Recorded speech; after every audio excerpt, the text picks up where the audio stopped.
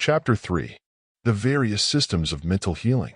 It must now be evident to the scientific student that the three propositions stated at the close of the preceding chapter apply with equal force to every system of mental medicine, from fetishism to the most exact and scientific system of suggestive therapeutics.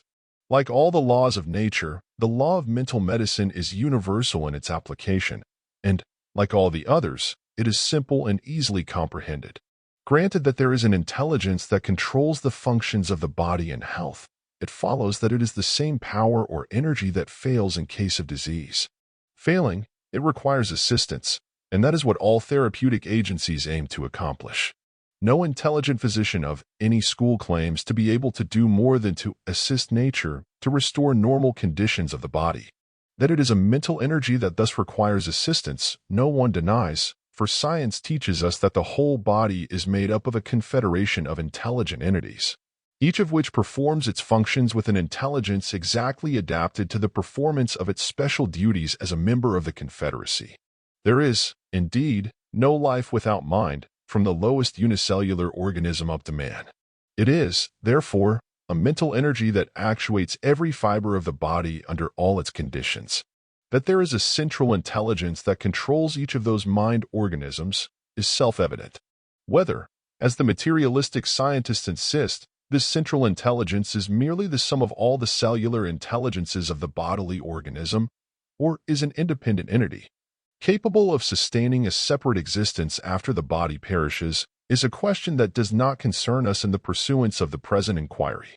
It is sufficient for us to know that such an intelligence exists, and that, for the time being, it is the controlling energy that normally regulates the action of the myriad cells of which the body is composed.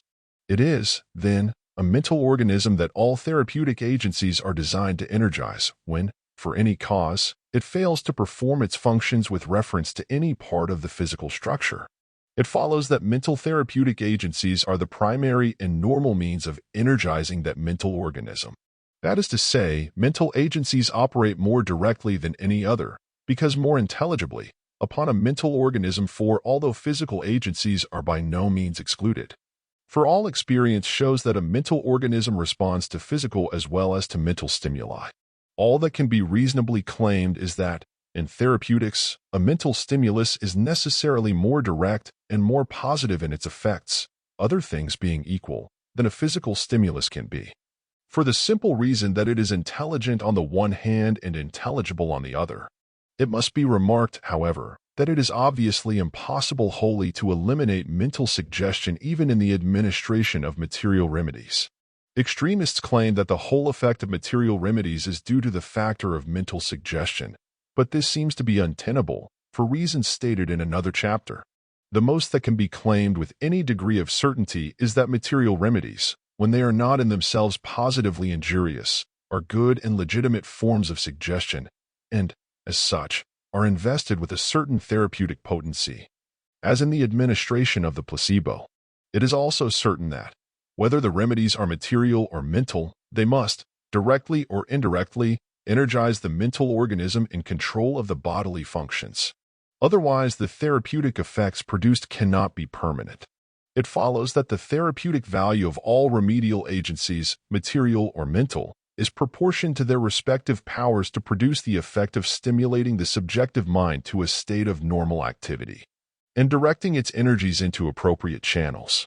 We know that suggestion fills this requirement more directly and positively than any other known therapeutic agent, and this is all that needs to be done for the restoration of health in any case outside the domain of surgery.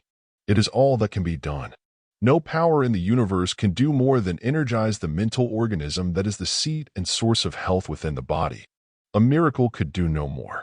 This, then, is a law of mental healing. Is there any other? Each of the indefinite number of sects of mental healers now in evidence in this country tells us that it has a law of its own, which is the only genuine article, all the others being either feeble imitations or wholly fraudulent, wicked, and diabolical. They agree in but one thing, and that is in hating the medical profession, and they hate but one thing more than they do that profession, and that is each other. They have, however, a common logic, by means of which each one proves that his is the only scientific system of mental therapeutics. Each holds that the fact that he heals the sick by his method is demonstrative that his theory is the criterion of scientific truth. I have before remarked that the one thing that correlates all methods of mental healing is the fact that they all succeed in healing disease. If, therefore, their logic is sound, there are as many laws of mental medicine as there are mental healers, and the systems of the Blackfoot Indian and the fetish worshiper stand on as firm a scientific basis as the most enlightened mental therapeutist of the 20th century. It requires but the most elementary scientific education to teach one to know that God is not thus prodigal of special laws. The first lesson that the merest tyro in science learns is that all of nature's laws are general, that each one covers a vast domain, and that allied or cognate phenomena are governed by some one universal law which tolerates no exceptions. In nothing is the wisdom of the Creator so conspicuously manifested as in the universality of his laws. And theology has never formulated a teleological argument so strong and convincing and unanswerable as that to be drawn from the law of mental medicine.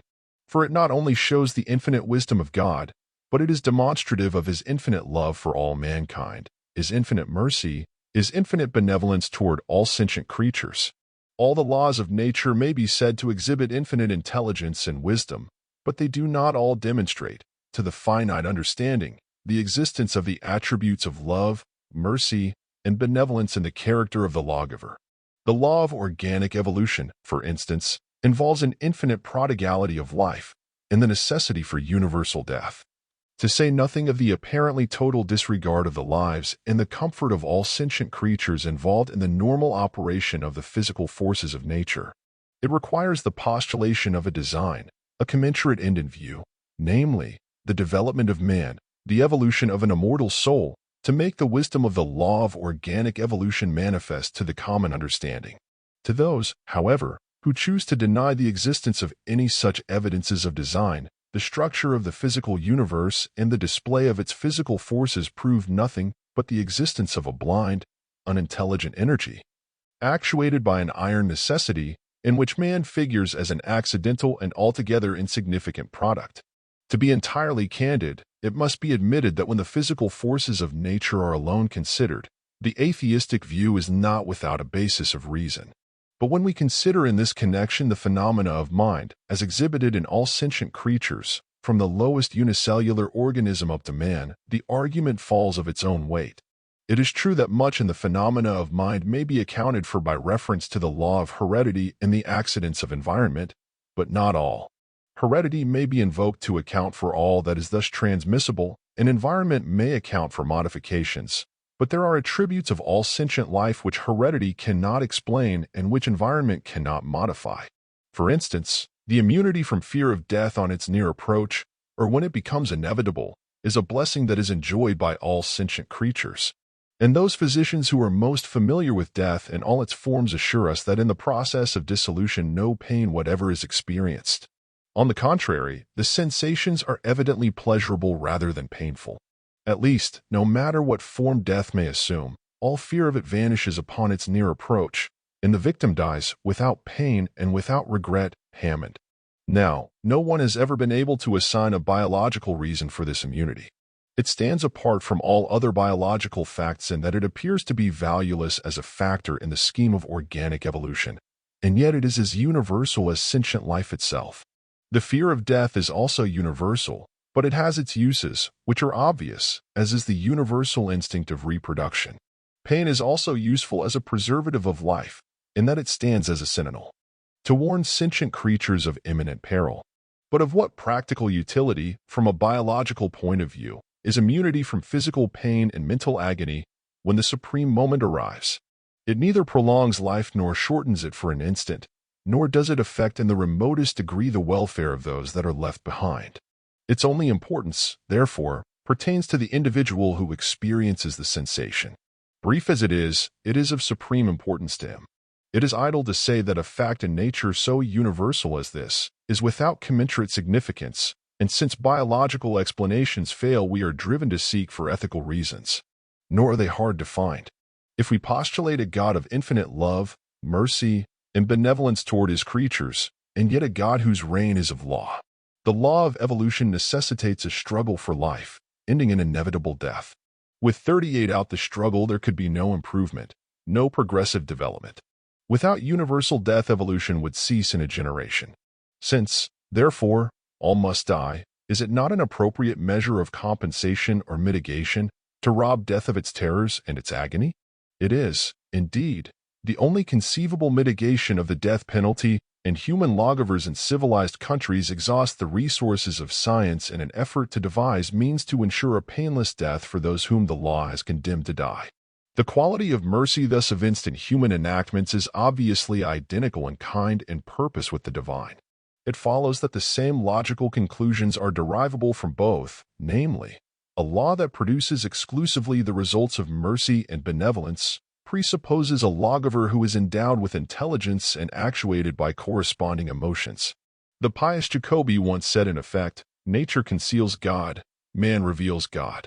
This is eminently true as far as it goes, but it does not go far enough.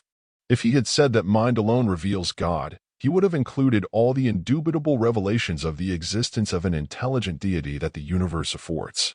For the mind of the lowest unicellular organism presents evidence as conclusive of its divine origin as is found in the mind of man. If he had said that God reveals himself unmistakably to man only in the sign language of love, mercy, and benevolence, he would have expressed a great scientific truth. Cognate to these phenomena, and their beneficent characteristics, are those of mental healing. One is for the benefit of the dying, and the other of the living. Considered separately, the phenomena of mental healing do not possess equal teleological significance with the phenomena immediately accompanying dissolution, because the former may be considered merely as a part of the grand scheme by which life is conserved and evolution is made possible. Considered together, however, as all cognate phenomena must be considered, the evidential value of one series is carried over into the other. Hence we have a logical right to regard the qualities of mercy and benevolence, which are inseparable from the law of mental healing, as possessing equal teleological significance with the same qualities in the other class of phenomena. It is, however, no part of my purpose to formulate a teleological argument, per se, in this connection. I merely wish to draw attention to the grand scheme of benevolence to mankind involved in the law of mental healing. Whether we consider it a purposive scheme of benevolence on the part of an intelligent deity, or as the accidental outcome of the operation of blind and unintelligent forces reacting upon each other, that is to say, whether we consider it as a law of God or a law of nature, the law exists, and its effects are those of infinite mercy and benevolence toward all mankind. The laws of physical nature excite emotions of admiration and awe, and even reverence, but they are tempered by the reflection that in their phenomenal manifestations they regard not the well-being or the life of man, and that the most sublime manifestation of nature's forces may be surcharged with irresistible ruin and death to thousands of human beings. On the other hand, the law of mental healing stimulates equally the emotions of admiration, reverence, love, and gratitude, admiration and reverence for its universality and its wisdom, love, for that behind it the Divine Father stands revealed, and gratitude, for that, in all its effects, his infinite love, mercy, and benevolence are made manifest. From a scientific point of view, there is nothing in the broad realm of natural law that is more truly wonderful than the law of mental healing. Its simplicity has already been shown, and this alone is prima facie evidence of the validity of the three psychological propositions which constitute its formula. And, as in every other law of nature, this prima facie evidence becomes conclusive proof when the fact of universality is established. It is the fact of the universality of this law that excites the wonder and extorts the admiration of the scientist, for the reason that it is adapted to every conceivable grade of human intelligence, from that of primitive savagery to that of the highest conceivable civilization. It is impossible to find words in which to express adequately the value to mankind of this stupendous fact. We may faintly realize it, however, when we reflect that for untold ages suggestion was the only therapeutic agency available to man. Medicine, if we date its advent from Hippocrates, the father of medicine, who flourished about 400 B.C., is a modern institution when compared with that long line of healers who wrought their therapeutic wonders by the aid of suggestion in its myriad forms. It would require many volumes of the size of this to catalog the different methods of mental healing, ancient and modern, and point out how suggestion operates to effect a cure in each particular case. Nor is it necessary to do so, for the intelligent reader has already grasped the central idea that any form of belief which inspires the faith of the patient, when supplemented by a corresponding therapeutic suggestion, is efficacious as a therapeutic agency. In other words, conditions being favorable, anything that the patient has faith in is efficacious as a therapeutic agent. Thus, the fetish worshipper, who believes that a stick or a stone is inhabited by a powerful and beneficent spirit whose aid can be invoked by certain ceremonies, may, by the performance of the prescribed rites, be restored to health. Why?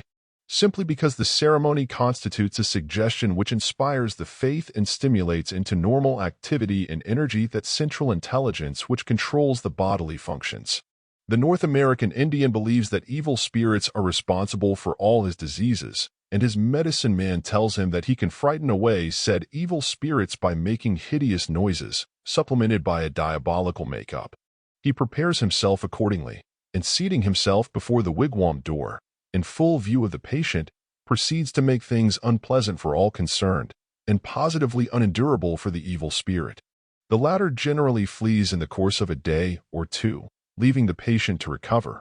I have authentic information from educated Indians who assure me that, for the poor Indian, whose untutored mind sees God in clouds or hears him in the wind, this method of healing is generally more effective than are the material remedies of the educated physician. It is scarcely necessary to remark that the suggestion embraced in his belief as to the cause of disease, together with the performance of the ceremony which he believed to be an effective way of removing the cause, was the all-sufficient therapeutic agency in the case of the North American Indian. It is obvious that the same remarks apply to all conceivable theories of causation and all forms of suggestion corresponding to the theories. They are all effective in exact proportion to their faith-inspiring potency. It is not surprising, therefore, that in the days of primitive humanity, when superstition was universal, there prevailed an indefinite number of effective methods of mental healing. Nor does it become the scientists of this enlightened age to scoff at the primitive beliefs and practices of humanity in its infancy. It was the only therapeutic agency that was available to them, and if they built better than they knew, it was because God, in His infinite mercy, had instituted a law adapted to the therapeutic uses of every grade of human intelligence. It is equally reprehensible for us to inveigh against any of the innumerable systems of mental healing that prevail amidst the highest civilization of the 20th century. They are all useful, and they are useful simply because each one is adapted to some special grade of intelligence. Besides, it must not be forgotten that primitive minds, with corresponding methods of thought and powers of reasoning, still exist in vast numbers in this as in all previous ages of mankind. It is, indeed, doubtful if primitive man ever entertained a superstitious belief that was more gross and grotesque than some that prevail at the present day and form the basis of popular and successful systems of mental therapeutics. Between the grossest superstition and scientific truth there necessarily exist many gradations of human intelligence. And the fact that all grades exist together in the most civilized nations is due to the fact that civilization itself is still in the formative stage. As the phylogenetic history of the primordial germ is repeated, step by step, in the ontogenetic history of the germinal cell of man, so is every grade of the progressive development of civilization to be found existing together in the most enlightened nations. It follows that variant theories and systems of mental healing are as likely to prevail now as they were in the days of primitive man. Accordingly, we find a great and constantly increasing number of systems, each with an enthusiastic following. This could not be true were it not for the fact that they are all more or less successful mental healers. They could not be successful mental healers were they not able to induce the necessary mental conditions in their patients, and they could not induce the necessary conditions with any certainty of uniform results, were their systems, respectively, not adapted to the mental capacity of their followers. That is to say, the theory of causation in the form of suggestion in each case must, in order to produce the best 44 suits, appeal to the beliefs, the habits of thought, or the prejudices of the patient, which is but another way of saying what has already been dwelt upon, that suggestions are most effective when acting upon lines of least resistance. It is true that the faith required for therapeutic purposes is the faith of the subjective mind, and, as that mind is controllable by the power of suggestion, It may be thus controlled even when the basic theory of causation is contrary to reason, experience, and the evidence of the senses. But in such cases, some emotion that is stronger in the mind of the patient than the mere love of scientific truth must be appealed to in order to make a therapeutic suggestion effective. Thus, a strong desire or hope of renewed health will cause many to ignore all theories which may be entertained by the healer, however imbecile they may be, and by dissociating the therapeutic suggestion from the theory of causation, they will be able to experience the benefits of the suggestion. This is comparatively easy for one who has had no scientific training, or in whom the love of scientific truth is subordinate to the egoistic emotions.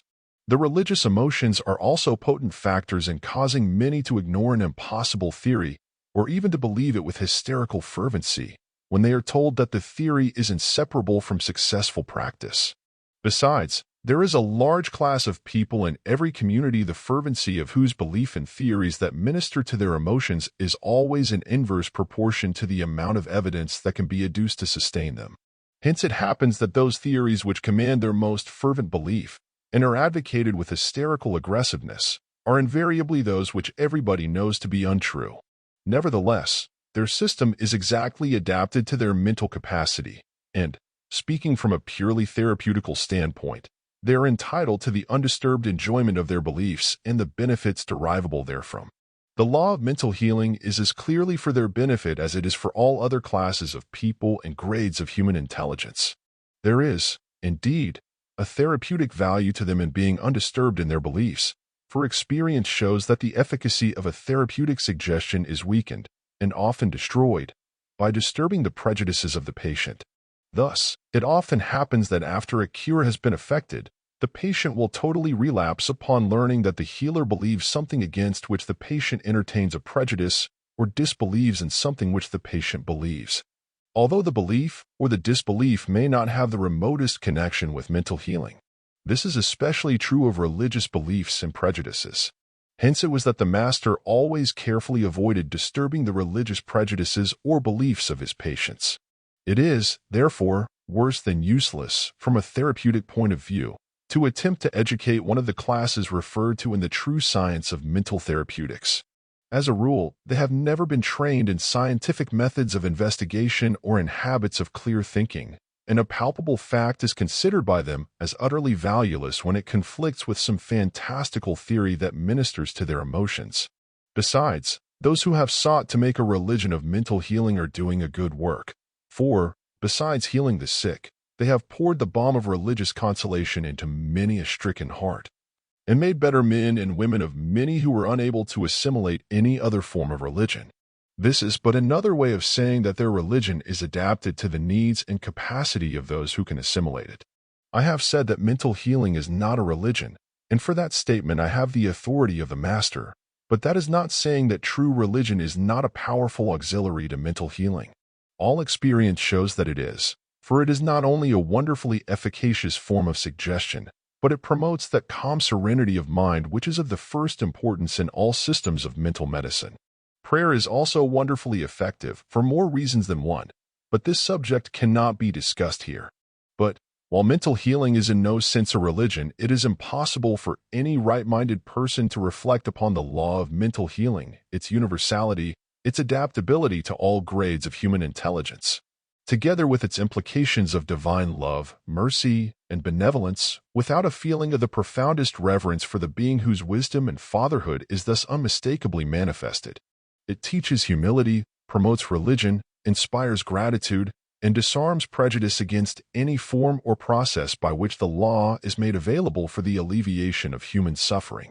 It must not be inferred from the foregoing that all systems of mental healing are of equal value to mankind, for that would be equivalent to alleging that error and superstition are as potent for good as scientific truth. God has not thus equalized the value of truth and falsehood, or good and evil, for any purpose whatever. In primitive times, when all systems were based upon error, they may have been equally valuable as instruments of God's mercy to His children during the infancy of the human race, when truth was not available to any. But in an enlightened age, when many are seeking for truth with strenuous effort, and some are even finding it, the whole aspect is changed. For when once a fundamental truth is discovered, in any science, or in any field of human thought. All systems based upon error must eventually yield, however useful they may have been in their day and generation. Nothing is permanent but truth. Error loses its vitality in the sunlight of truth, and hence no human institution that is based upon a fundamental error can permanently endure in the presence of a fundamental truth. Wrong systems may endure for ages when sustained by interest or prejudice, but their incidental good effects become less and less in evidence and finally vanish. This is especially true in the domain of mind, where everything depends upon mental attitudes and conditions. I have already shown how the effects of a valid therapeutic suggestion may be vitiated by the emotional prejudices of the patient. It is obvious that the same effect is likely to happen when a patient has been healed by a false system and afterwards learns that the system is based upon a fundamental error. Action and reaction are always equal. Hence, when a lover of truth reacts against a false system, the violence of the reaction is proportionate to the grotesque imbecility of the system. He simply loses faith in the false system when he learns the truth, and the effects are retroactive. It is obvious that there can be no such reaction against a system founded upon scientific truth. Reaction against an inductive science is impossible, for truth is eternal. Every step, therefore, is in advance, for every fresh discovery of fundamental truth forms the basis of a new departure into still higher realms of the same truth and its cognates. The reaction is, therefore, always against error when truth is once discovered and made manifest to the human understanding. There is, however, another reason for the want of permanency in the cures effected under false theories of causation. All, or nearly all, of them refer the power that affects the healing to some agency extraneous to the patient himself. This, as I have already pointed out, is a fundamental error which Jesus combated with insistent iteration. It is not only false as a matter of demonstrable fact, but it is the progenitor of a whole train of false theories and conclusions, some of which contain the germs of a destructive energy that is often fatal to the permanency of the cures effected under the hypothesis. The reason is that when a patient is once convinced that an extraneous power has interposed to effect his cure, he feels that he is in some way dependent upon that power for the future preservation of his health. He feels himself to be a helpless dependent upon the favor of some extraneous intelligence of which he knows nothing, except that its aid was once invoked in his behalf by some third person, namely, the healer. The result is that when the personality of the healer is removed, the patient begins to entertain doubts as to whether he may expect a continuance of the favor. Soon his doubts deepen into convictions, and when the expected unfavorable symptoms are felt, his convictions become certainties, and he feels that for some inscrutable reason he has forfeited the goodwill of the healing agency. The result is a relapse. In one form or another, this adverse factor is ever present with him who heeds not the words of the Master, but pins his faith upon some hypothetical healing power extraneous to himself, in whose favor he cannot command. All this is, of course, in violent contrast to the true science of mental healing as it has been deduced from the immutable laws of nature recently discovered by modern scientists. Of the existence of those laws there can be no room for rational doubt. They have been demonstrated by thousands of the most careful scientific experiments by the ablest living psychologists. Their universal applicability to the phenomena of mental healing has also been demonstrated by careful observation and experimentation. That is to say, the existence of those psychological laws affords a scientific explanation of all the phenomena of mental healing. It shows why each and all methods are successful in the production of therapeutic results. The fact remains that there can be but one correct method, or, to say the least, but one best method, of applying the law to the uses of mental medicine. That method must necessarily be the one which is based upon demonstrable scientific truth, the method which eliminates all taint of fraud, falsehood, and superstition, the method which appeals to the reason of both healer and patient. The faith of the patient being the primary mental condition sought, it is obviously more easily attained by an appeal to reason than a blind credulity. The effects are more permanent because there can never be a reaction against it caused by a discovery of fraud, deception, or a false suggestion. It is also more permanent because the science teaches man what he is. It reveals his inherent powers and points out his limitations. Most important of all in this connection is the fact that, in revealing man to himself, it teaches him that he can control the energy within himself which, in turn, controls his vital functions. These remarks apply, of course, only to those who love truth better than falsehood or error, and who are mentally capable of exercising the discriminative power of induction, and they are not addressed to any other class of minds.